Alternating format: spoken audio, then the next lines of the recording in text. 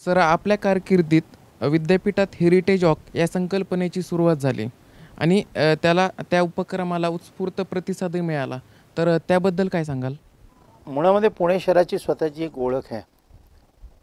मराठी साम्राज्याचं ज्याला असं म्हणतो की केंद्रबिंदू असलेलं हे शहर आहे. शनिवारवाडा पेशव्यांच्या माध्यमातून गोष्टी चालायच्या. शिवाजी महाराजांची सुरुवात इथून आहे. त्यांचं बालपणाचं शिक्षण इथून झालेलं आहे. त्यामुळे एक ऐतिहासिक वारसा असलेलं शहर आहे.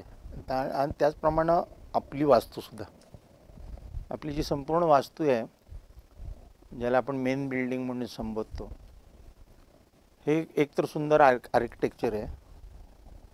ह्याची संपूर्ण जी जडणघडण आहे ती वेगळी आहे. जवळजवळ 160 वर्ष जुनी वास्तू आहे. फार कमी लोकांना माहिती असेल की इंग्रजी सत्तेमध्ये किंवा इंग्रजांच्या काळामध्ये या वास्तूमध्ये गव्हर्नर राहायचा. मुंबई प्रेसिडेन्सी, मुंबई प्रांत म्हणून जो होता, ज्याच्यामध्ये गुजरात, महाराष्ट्र, मध्य प्रदेश असं संपूर्ण मोठे होतं. त्याचं राजधानीचे शहर जे होतं ते मुंबई असायचं. पण मुंबईला खूप मोठ्या प्रमाणात पाऊस पडतो पावसाळ्याच्या दिवसात, आणि तो पाऊस साहेबाला झेपायचा नाही. मग साहेबांनी विचार केला की नाही, त्या काळामध्ये आपण दुसरीकडे कुठेतरी गेलं पाहिजे. मग जवळचं शहर जे होतं ते पुणे होतं. आणि मग त्या 4 महिन्याच्या काळासाठी त्याला राहायला म्हणून ही बिल्डिंग म्हणजे गव्हर्नर्स रेसिडेन्स म्हणून ते बनलं. त्याच्यामध्ये संपूर्ण आर्किटेक्चर व्यतिरिक्त आणखीन काही गोष्टी ज्या आहेत त्या विद्यार्थी देशामधून मला माहिती होत्या की ते एक टनेल आहे खाल. साधारणपणे आपलं आत्ता जे पोद्दार संकुल आहे तिथून मेन बिल्डिंगच्या खालून म्हणजे जमिनीच्या खालून तो टनेल आहे. आणि भुयारी मार्गानं जे जेवण त्या ज्याला आपण पोद्दार संकुल म्हणतो, ती खरं समज खाणसम्याची जेवण बनवण्याची जागा होती. तिथं जेवण बनवलं जायचं आणि ते जेवण त्या खुष्कीच्या मार्गाने म्हणूया आपण, खालून भुयारातून ते तिथं आणून ठेवलं जायचं. त्याच्यामागची भावनासुद्धा फार ही आहे की तसं ब्रिटिश म्हटलं की रेसिस्ट लोक होते. आपण काळे आणि ते गोरे, आणि त्यामुळं त्यांच्या संपूर्ण कार्यक्रमामध्ये आपली सावली कुठे पडू नये, आणि त्यामुळे ते भुयारी मार्गानं ते आणायचं, तिथेच खाली ठेवायचं, आणि मग गोरे लोक ते वर घेऊन जाईल आणि लोकांना वाढतील असं. तर ही हिस्ट्री. त्याचप्रमाणे या कॅम्पस नंतरच्या काळामध्ये म्हणजे ब्रिटिश काळामध्येच ब्रिटिशांच्या जुलमाना उत्तर म्हणून ज्या काही गोष्टी घडल्या त्याच्यामध्ये एक सर्वात महत्त्वाची घटना जी घडली म्हणजे राणसाहेबाचा खून. साधारणपणे प्लेगच्या साथीमध्ये जो काही अत्याचार त्यांनी केला त्याचा विरोध म्हणून राणचा खून केला चाफेकर बंधूंनी. आणि ते झाल्यानंतर तो पकडला गेला आणि त्याचं जे सगळं प्रोसिडिंग चाललं, जी कोर्ट केस चालली, ती आपल्या बिल्डिंगमध्ये चाललेली आहे. नंतर एक हत्तीबंद म्हणून अलीकडच्या काळात मी त्याचं रिज्युनेशन केलेलं आहे. एक इथे तलावाची निर्मिती केली होती, छोटासा हत्तीबंद म्हणजे हत्ती बांधायची जागा पण आहे तिथे.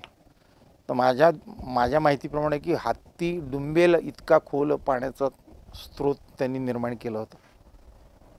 आणि तुम्हाला माहिती आहे की महात्मा फुले हे कंत्राटदार होते. जरी सामाजिक चळवळीमध्ये मोठे त्यांनी काम केलं असलं तर सामाजिक चळवळ जर जिवंत ठेवायची असेल तर त्याला पैसा लागतो. आणि उपजीविका म्हणून ते कंत्राटदारी करायचे, कॉन्ट्रॅक्टर होते ते. तर त्यांनी ज्या काही गोष्टी केलेल्या आहेत पुण्यामध्ये, त्यातली एक महत्त्वाची गोष्ट म्हणजे हत्तीबंदची निर्मिती. तर तो हत्तीबंद नंतरच्या काळामध्ये तो बुजला गेला, डबर टाकायला किंवा रोडा राडा त्याच्यात घालून बंद करून टाकला. तो आपण सगळा बाहेर काढून तो पुन्हा हे केलेलं आहे. विद्यापीठाची वास्तू, विद्यापीठाचं हे सगळं बघितलं तर त्या काळामध्ये जे कोणी विशेषतः औंधच्या संस्थानाचे संस्थानिक असतील किंवा इथले भोरचे संस्थानिक असतील, जेव्हा परदेशी वाऱ्या करायचे त्यावेळेला त्यांनी बऱ्याच गोष्टी कलेक्ट केल्या. ज्याच्यात काही संगमरवरी मूर्ती असतील, काही आयुध आहेत, शस्त्र आहेत, ती नंतर मग विद्यापीठाला त्यांनी डोनेट केली. मला आठवते विद्यार्थी देशामध्ये सरस्वतीची जी मूर्ती आता ठेवलेली आहे खाली मेन बिल्डिंगमध्ये खालच्या मजल्यावर, त्याच्या आजूबाजूला ती शस्त्र लावलेली असायची. आणि साधारणपणे एक 15-20 वर्षापूर्वी एक छोटासा अपघातामध्ये एक भिंत पडली आणि मग संपूर्ण आपलं रेन्युएशनच्या नावाखाली आपण सगळं तिथलं जे ऑफिस होतं, मेन बिल्डिंगचं नाव असं एवढ्यासाठीच होतं की सगळ्याच गोष्टी तिथून चालायच्या. मेन बिल्डिंग विद्यापीठाचं सगळं जे काय ते मेन तिथं आहे सगळं. मग त्यानंतर नवीन ॲडमिनिस्ट्रेटिव्ह ब्लॉक झाला, मग तिकडे काही ऑफिसेस शिफ्ट झाली आणि मग नंतर ती हेरिटेज बिल्डिंग म्हणून डिक्लेअर केली. त्यामुळं कुलगुरूंचं ऑफिस सोडलं तर तिथे दुसरं काही नाही आहे. आणि त्यामुळं मग आपण तिथे 2 साधारणपणे म्युझियमची निर्मिती केली. एका म्युझियममध्ये आपण हे सगळे आर्टिफॅक्ट्स आहेत ते आपण ठेवले, शस्त्रास्त्र आहेत ती ठेवलेली आहेत सगळी. त्या व्यतिरिक्त काही नाण्यांचं कलेक्शन आहे ते आपण ठेवलेलं आहे. अलीकडच्या काळात मीडिया मास कम्युनिकेशन डिपार्टमेंटच्या माध्यमातून एक नवीन संकल्पना आपल्याकडे एक श्रीराम म्हणून ज्यांचं व्यंगचित्रामध्ये मोठं काम आहे, तर त्यांच्याकडे बरंच मोठं कलेक्शन होतं आणि मला सातत्याने मेल आले त्यांच्या. आणि मग मी माधवी रेड्डी मॅडमबरोबर बोललो आणि म्हटलं की आपल्याला हे काय करता येईल का. व्यंग्यचित्र हा सुद्धा एक नवीन प्रकार आहे, नाही की नवीन म्हणण्यापेक्षा जुना प्रकार आहे, पण ह्याच्यामध्ये आपण करिअर करू शकतो हे विद्यार्थ्यांना कुठपर्यंत पोचलं पाहिजे. आणि त्यामुळं त्याचं एक म्युझियम अशा प्रकारे ती संपूर्ण आपण रचना केली. आणि ह्याच्यात ती भावना सगळ्यात महत्त्वाची होती की कुतूहलासाठी सुद्धा किमान सोसायटीतले लोक किंवा बाहेरचे लोक समाजातले इथे विद्यापीठात येतील. अदरवाईज जो शिकतो तोच विद्यापीठात येतो, तर विद्यापीठ काय आहे हे सर्वसामान्य जनतेलाही कळलं पाहिजे आणि मग तो कनेक्ट निर्माण होतो आपल्याला. आणि त्या दृष्टीनं मला असं वाटतं की हेरिटेज वॉक असेल हा अत्यंत माझ्या दृष्टीनं महत्त्वाचा टप्पा आहे. आपला डायरेक्ट कनेक्ट समाजाशी झालेला आहे याच्यावर. माझ्या अनफॉर्च्युनेटली कोविडच्या काळामध्ये बससेवा बंद पडली, पण त्या बससेवा जी पुणे दर्शन म्हणून जी बस निघते त्याच्यामध्ये कुठेतरी उद्या विद्यापीठ पण येईल आणि जेणेकरून परदेशामध्ये जसं चालतं तसे अनेक लोकांना हे विद्यापीठ आतून बाहेरून पाहायला मिळेल आणि आपली व्हिजिबिलिटी वाढेल, ही त्याच्यामागची भूमी आहे. सर, आपल्या विद्यापीठाची अगदी अहमदनगर, नाशिक इथे पण उपकेंद्र सुरू होत आहेत आणि एवढंच नाही तर अगदी दोहा आणि कतार इथे सुद्धा आपला कॅम्पस सुरू झाला आहे. तर यामुळे संपूर्ण विद्यार्थी वर्ग जो आपण म्हणतो, अखंड विद्यार्थी वर्गाला याचा फायदा होणार आहे.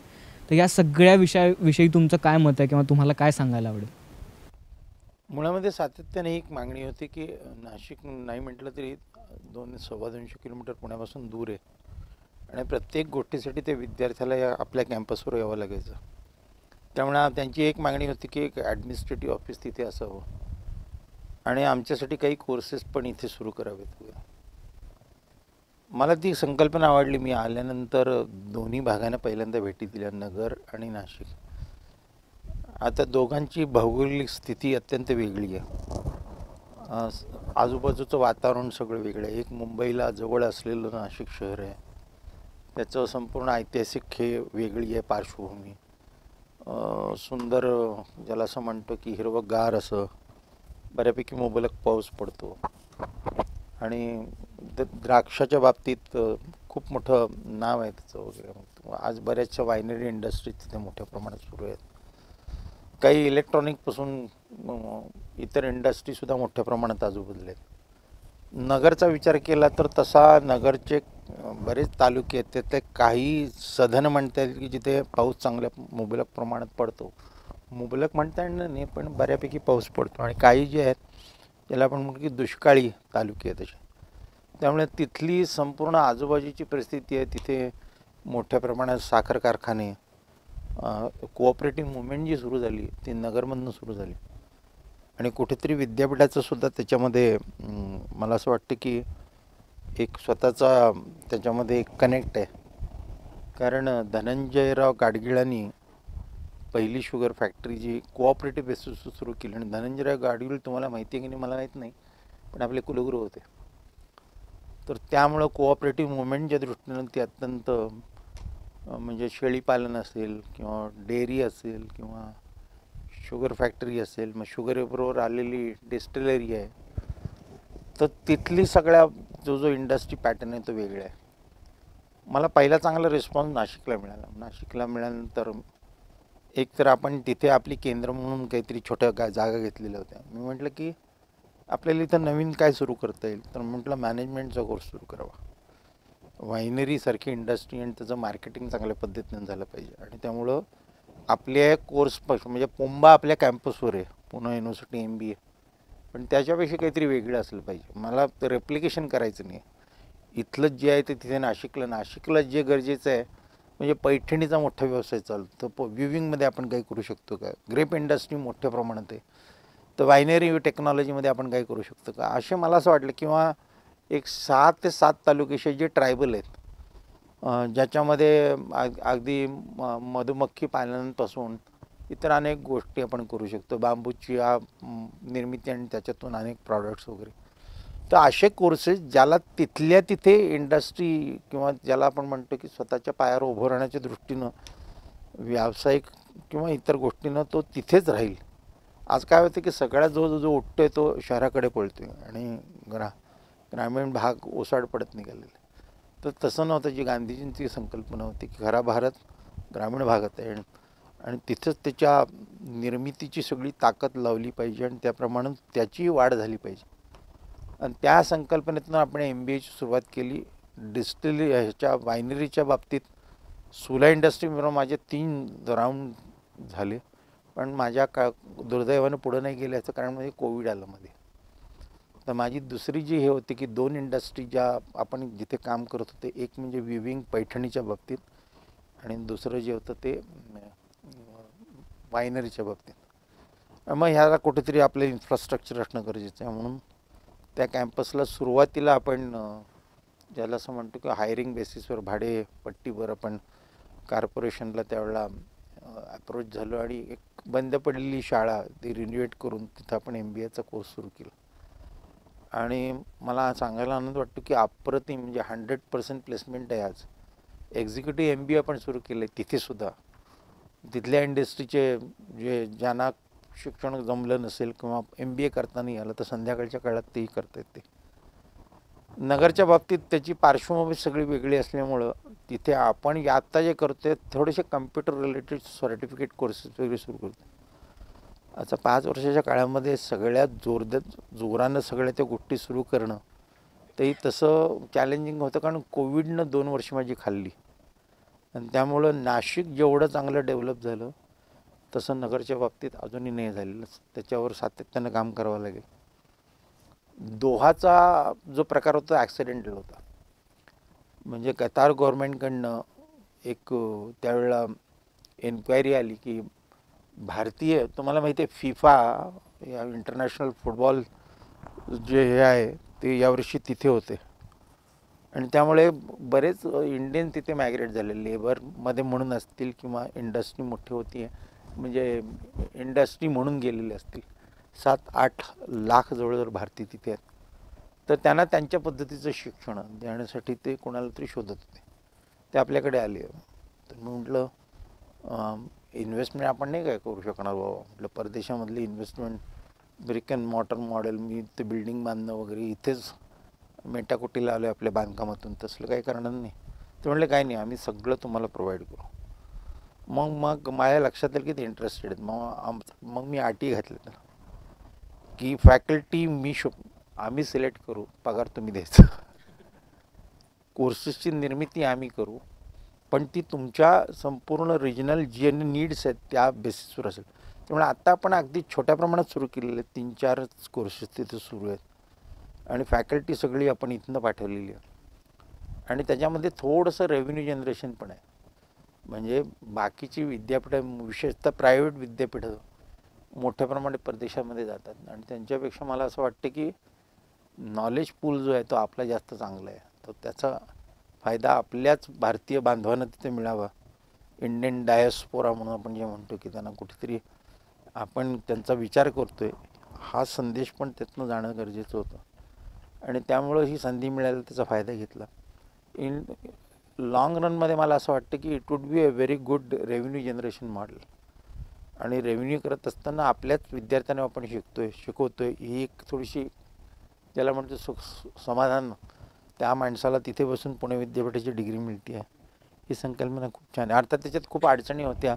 स्टेट गव्हर्नमेंटकडनं लागणारी परमिशन ती पटकन मिळाली. UGCकडे आपली पत्र अजूनही सुरू आहेत वगैरे, पण छोट्या प्रमाणात आपण सुरुवात केलेली आहे. आणि याचा फायदा निश्चित विद्यापीठाला दोन्ही बाजूनी आहे, म्हणजे विद्यार्थ्यांना म्हणून आहे आणि आर्थिक बाजू कुठेतरी मजबूत करण्याच्या दृष्टीनं सुद्धा हा प्रोग्राम चांगल्या पद्धतीने पुढे जाऊ शकतो.